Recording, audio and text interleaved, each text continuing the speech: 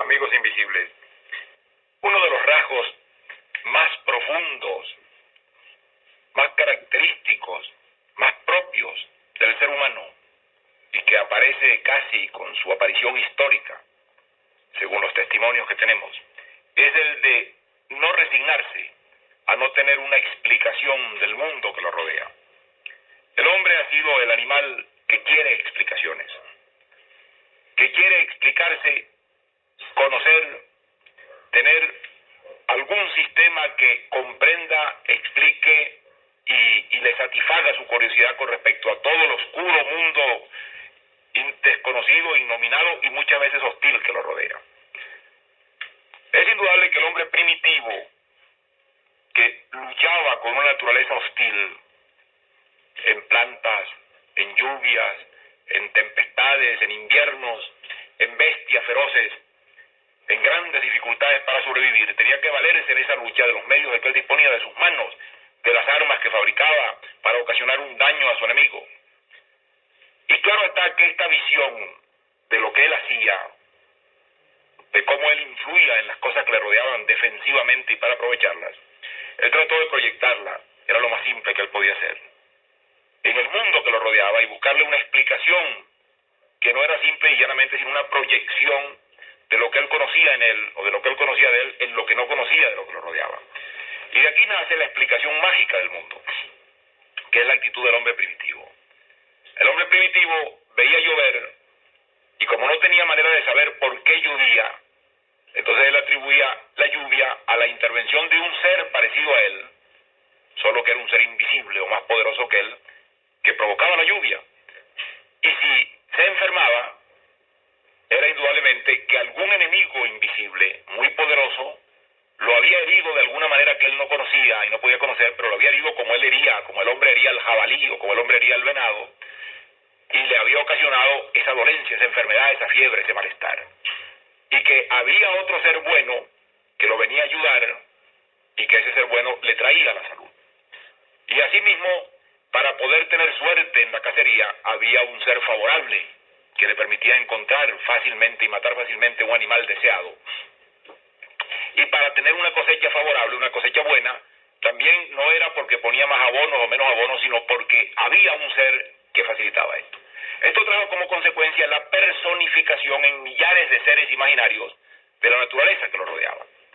Es decir, toda la naturaleza eran personificaciones de seres dotados de volición, de buena y de mala voluntad. Era como una humanidad invisible que estaba representada en piedras, en árboles, en rocas, en fuentes, y con las cuales el hombre explicaba el mundo que lo rodeaba. Y entonces su actitud consistía en lograr la ayuda de los buenos de esos seres invisibles y en lograr defenderse y salvarse de los malos de esos seres invisibles. Esta visión mágica del mundo personificado en fuerzas con volición, con voluntad, con inteligencia, con intención, un mundo lleno de intenciones del hombre primitivo, terminó por crear todo ese politeísmo, esa proliferación de deidades o semideidades que el hombre primitivo adoraba y que todavía el hombre primitivo en muchas regiones del mundo sigue adorando, porque para él toda la naturaleza está personificada en esos seres que él cree que son los que provocan las cosas, los que detienen las cosas, los que hacen el bien y los que hacen el mal. En esto no fue excepción, claro está, el pueblo griego. A pesar de que el pueblo griego fue excepción en muchas, fue un pueblo que creó prácticamente casi todo lo que nosotros tenemos como concepción de la alta cultura.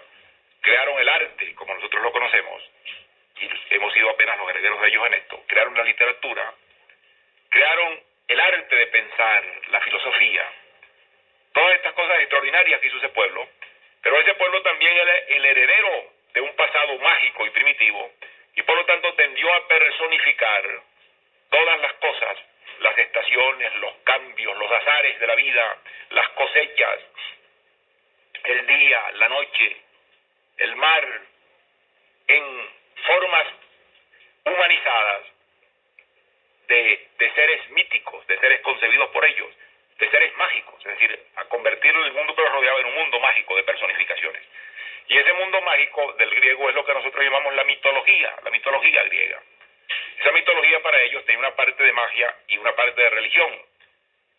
y a medida que el pueblo griego fue creciendo en inteligencia y en sabiduría, trató de depurar su religión, pero quedaron grandes vestigios de esas personificaciones mágicas.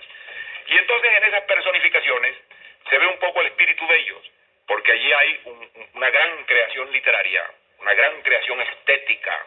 En esa creación de mitos, esos mitos representan aspiraciones, nos permiten entender el espíritu de los griegos, lo que temían, lo que deseaban, lo que buscaban, y comprender mejor su visión del mundo. Y muchos de esos mitos, por sí solos, independientemente de su valor histórico o sociológico, tienen un inmenso valor estético.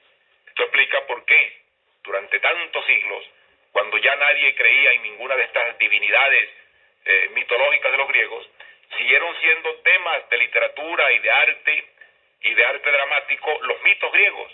Y todavía hoy en día nosotros recurrimos a ellos con frecuencia por puro placer estético, porque simbolizan o personifican o epitomizan tendencias o aptitudes o deseos o ilusiones del hombre. Una de las cosas que con más frecuencia el hombre ha sentido y notado desde los comienzos también de su vida intelectual es esa especie de dicotomía que tenemos nosotros en nosotros mismos entre el instinto y la razón, o entre la carne y el espíritu, o entre la mente y el cuerpo. Nosotros tenemos una mente, un espíritu, una razón que nos hace concebir cosas que no corresponden exactamente a las cosas reales, a las cosas que nos rodean o que suceden. Y esto nos hace pensar, y ha hecho pensar al hombre desde el comienzo, que él tiene una naturaleza dual, que el hombre es a medias bestia, a medias ángel, a medias carne, a medias espíritu, a medias cuerpo, a medias mente, y que en algunos momentos es la mente o el espíritu quien lo gobierna, y en otros momentos es el instinto, es lo irracional, es la carne, son los impulsos bestiales o primitivos que tiene como animal los que lo gobiernan. Y que gran parte de su drama existe en esa consistencia, de esa doble naturaleza, de esa dicotomía, que todavía hoy en día la reconocemos, aunque ya con otros nombres y de otra manera, y que está en el fondo de mucho del conocimiento psicológico, desde que los hombres han empezado a estudiar a fondo los mecanismos psicológicos del ser humano. Esa dualidad, los griegos la personificaron muchas veces en seres mitad animales, mitad hombres, para dar un poco la idea de esa dualidad, tal como por ejemplo el centauro. El centauro representaba graciosamente, con el buen gusto de los griegos, esa doble naturaleza. El centauro era un animal mítico que tenía cuerpo de caballo y cuello y busto de hombre. Es decir, tenía un cerebro humano, una mente, claro, y tenía uno de los más espléndidos cuerpos animales que existen, que es el del caballo. De modo que en él se daban en plenitud los dos dones contradictorios de la mente y de la fuerza física, del impulso instintivo en el magnífico cuerpo de bestia de que estaba dotado. Ese fondo primitivo representado en el centauro y representado en el sátiro, esa dualidad la llevaron los griegos también a personificarla en ciertas deidades ya superiores que representaban ese mundo del instinto o que representaban el otro mundo de la razón. Entre esas deidades, posiblemente la más importante, la más curiosa, la más llena de sentido y contenido y más digna de estudiar, es la que se ha dado en llamar, la que llamaron ellos Dionisos, y que los romanos llamaban Baco, aunque la religión griega romanizada perdió mucho de su poder poético, de su fuerza primitiva. Dionisos era fundamentalmente el dios del instinto, el dios de lo impulsivo. ¿Cómo nació Dionisos? ¿De dónde venía Dionisos? Venía de esas naturalezas dobles. Simbólicamente la mitología lo pone rodeado de sátiros. El sátiro era también un ser doble, mitad hombre, mitad macho cabrío. Y su maestro era un sileno, que eran también unos seres mixtos, nacidos de los bosques en la mitología griega, que le sirvió de maestro y le enseñó probablemente, según la mitología, todos los impulsos que lo gobernaban. Uno de los primeros fenómenos que impresionaron al hombre primitivo, sobre todo en los lugares donde las estaciones son marcadas, era el sucederse de las estaciones. Como en un momento dado, por ejemplo, empezaban a secarse las plantas y los árboles, a caerse las hojas, a desnudarse las ramas, a terminar toda vegetación, a venir un clima frío en un paisaje desolado. Por último venía la nieve y el hielo pasaba meses así en que parecía que todo se había muerto, que todo había desaparecido, y luego entonces empezaba el ciclo con la primavera de renovación, empezaban a revivir los árboles, empezaba a poblarse el paisaje de verdura, venía un clima más fresco y grato, los animales recobraban nueva vida, se llenaba todo de flores, empezaban a germinar las semillas, era como una resurrección. El invierno era una muerte y la primavera y el verano eran una resurrección, y luego venía la época de las cosechas, que era el otoño. El hombre primitivo, claro, relacionaba esto con procesos de tipo mitológico, con sentimientos mágicos. Y uno de estos sentimientos mágicos fundamentales, que tuvo que ver mucho con todo este origen de estas mitologías, era el de la personificación de la tierra. Había una diosa que personificaba la tierra. La tierra siempre tuvo un sentido materno en todas esas mitologías, era la madre, la paridora, la que creaba la vida. Pero era fecundada por otros. Esta diosa era Deméter. Y Deméter en la mitología griega tuvo una hija, bellísima hija, una doncella hermosísima que se llamaba Coré. Coré casi en griego es el nombre genérico de la doncella. Y Coré, un día extraviada, bajó al mundo inferior, es decir, a los infiernos, al mundo donde reina la muerte, donde están las almas de los que han muerto, donde está puesto lo que llaman los griegos el Hades. Y allí baja ella en busca de extraviada, en busca de ese mundo. Y allí se encuentra con el rey de ese mundo, con Hades, con Plutón, y este rey de ese mundo se enamora de Coré y le da a comer un alimento por el cual ya no podía ella dejar de pertenecerle y de tener que ir a ese mundo. Su madre Deméter, la tierra, que la ha perdido la juventud, ha perdido la hija, ha perdido la gracia de la vida, la busca desesperada. Y la encuentra cuando ella regresa, pero se da cuenta de que tiene que volver periódicamente a ese mundo inferior de la muerte. Y entonces se resigna a que pase con ella unos meses cada año a la luz del sol sobre la tierra y a que pase un tercio del año bajo la tierra en el mundo de Hades. Esta personificación de Coré es la que la transforma en Perséfona, o como llaman los latinos, en Proserpina. Y entonces Perséfona simboliza las estaciones. Cuando está sobre la tierra es la gracia y la belleza, y entonces es la primavera y el verano y el otoño. Y cuando baja a reunirse con su esposo en el mundo subterráneo, la tierra muere, viene el invierno, caen las hojas, se desnudan las plantas. Esto tuvo que ver con los mitos, con los misterios de Eleusis, que celebraban esa desaparición o ese regreso y resurrección de Perséfona. Y tenía que ver también, fundamentalmente, con el culto de Dionisos, porque Dionisos también tiene que ver con la primavera, con la vida, y está muy íntimamente ligada a esta deidad, que tantas veces se representó en muchas formas como un hombre barbudo, muchas veces coronado de pámpanos. Tiene que ver mucho con algo que es muy importante, que es con el vino y con el cultivo de la uva, de la viña. Es evidente que los hombres primitivos vieron siempre como grandes benefactores los que introdujeron cultivos nuevos, y que uno de los grandes cultivos sobre los que se fundó la civilización griega fue el cultivo de la uva, de la viña y el arte de fabricar vino. En primer lugar porque era una riqueza, claro está, y en segundo lugar porque era la llave de la borrachera, de una de las formas de placer más simples que el hombre ha tenido siempre a su alcance. Y por lo tanto, había una divinidad, ellos inmediatamente imaginaron una divinidad que le había traído ese regalo a los hombres.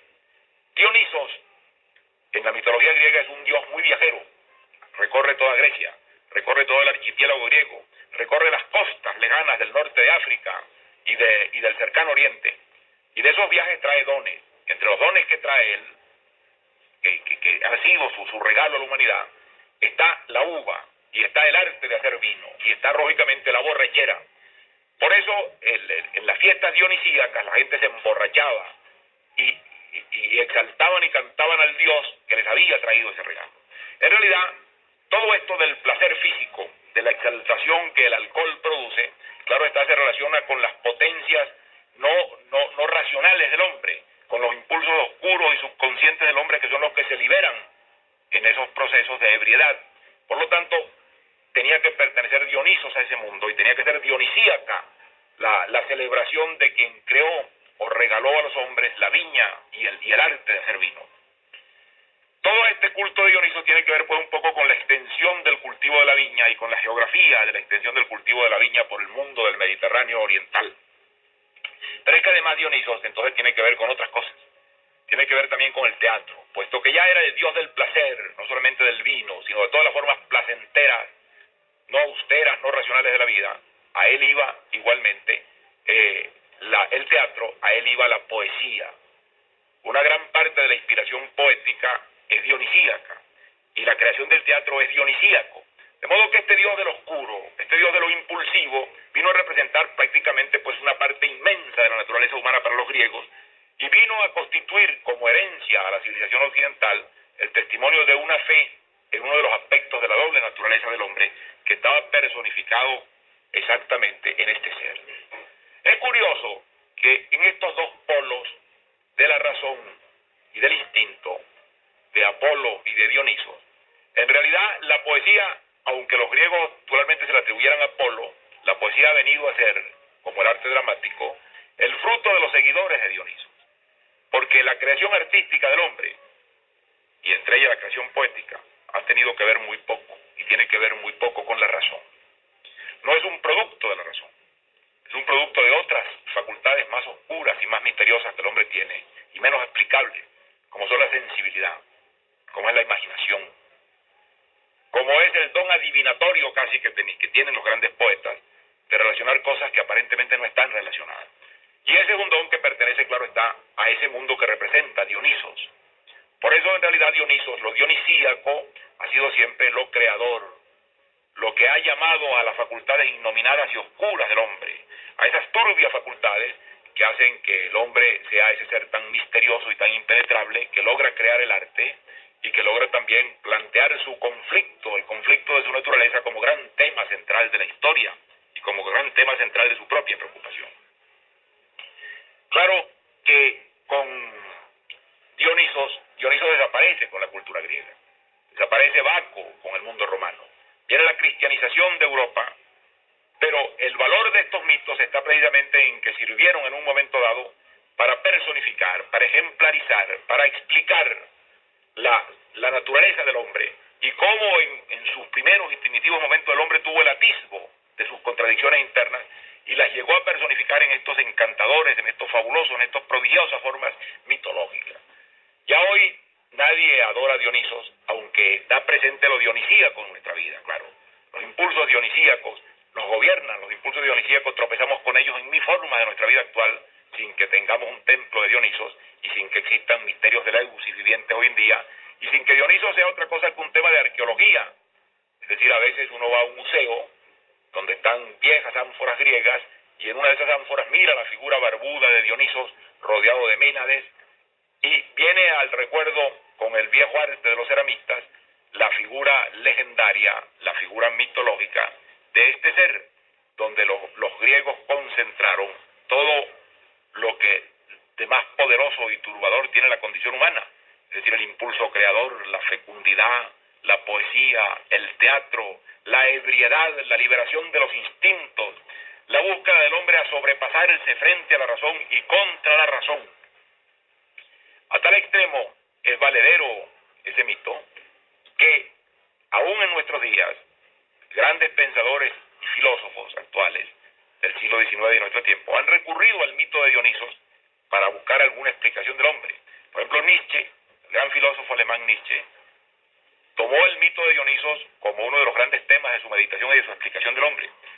Y más de nuestros días, un hombre que trató de descubrir casi lo que podía llamarse el mecanismo de la historia universal, de explicar cómo iba a caminar la historia, cuál era el ciclo y la curva que determinaban el que las civilizaciones nacieran, crecieran, florecieran y murieran, es decir, tuvieran un ciclo de vida. Ese hombre fue el famoso Oswald Spengler, filósofo de la historia alemán de los últimos 30 años. Y Spengler, para tratar de explicar los polos en torno a los cuales la cultura occidental, la cultura de Occidente se ha movido, él recurre a dos mitos griegos, al mito de Dionisos y al mito de Apolo. Y entonces él pone frente a frente como dos polarizaciones del alma europea, del alma occidental, del alma del hombre de nuestro tiempo, del hombre que creó la civilización occidental, esas dos personificaciones, lo dionisíaco, que es lo oscuro, lo poético, lo instintivo, lo impulsivo, lo misterioso, lo adivinatorio, lo irracional, poderosa parte del hombre, la gran parte creadora del hombre sin duda alguna, y frente a ello lo apolíneo, que es lo luminoso, lo claro, lo explicable, lo analítico, lo racional, lo lógico, que ha sido una parte también muy importante del hombre, pero mucho menos creadora que lo otro. A un mundo tal vez pertenezca a la ciencia, tal vez a lo apolíneo pertenezca a la ciencia, o buena parte de ella, claro que no toda. Pero en cambio toda la poesía, todo el arte, todo el placer, toda la adivinación, toda la oscura y rica parte de la naturaleza del hombre no explicable y reducible a lógica, a luz y a teorema, pertenece al mundo de Dionisos, a lo dionisíaco. De modo que para nosotros todavía sigue siendo un símbolo válido de muchas cosas, para muchas explicaciones del hombre y de su destino, como siguen siendo símbolos válidos muchos de estos bellísimos, encantadores, significativos y profundos al mismo tiempo mitos que el pueblo griego nos legó, como nos legó tantas cosas, como nos legó, por ejemplo, el inapreciable don de enseñar a toda la humanidad occidental el arte de pensar. Sabemos pensar porque los griegos nos enseñaron los mecanismos del pensamiento. Sabemos y cultivamos la poesía sobre fuentes, sobre matrices, sobre ejemplos, sobre enseñanzas de los griegos. Nuestro teatro es una herencia de los griegos. Claro que ha evolucionado y que ha cambiado, que hoy en día ni el teatro, ni la poesía que hacemos, ni el arte plástico que hacemos se parece al de los griegos. Pero su raíz está allí. Y si hubiera que buscar un dios especial y particular, una deidad, una personificación, para este mundo turbio de la creación contradictoria del hombre contemporáneo y del arte contemporáneo, posiblemente no habría otra más adecuada que Dionisos, con lo cual encontraríamos al término de un gran ciclo de creación humana la misma encantadora mitología, la misma creación mitológica que presidió el albor del comienzo del largo camino del hombre en la civilización, el gran mito de Dionisos, el gran mito del poético creador y personificador de las potencias oscuras del hombre. Muchas gracias.